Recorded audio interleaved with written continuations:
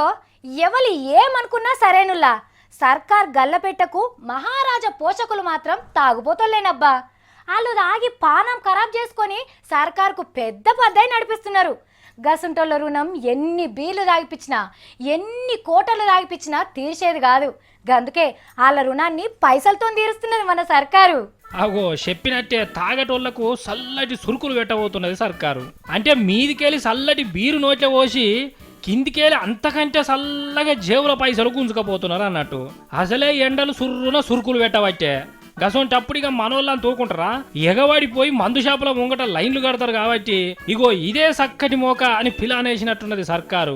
ఇక అట్లనే పెండ్లీలు దావతులు బగ్గనే నడుస్తున్నాయి. కాబట్టి గాలొచ్చినప్పుడే తూర్పాల పట్టినట్టు మందు సొమ్ముతోటి సర్కారు గల్ల పెట్టిన నింపుకుంటారు అన్నట్టు.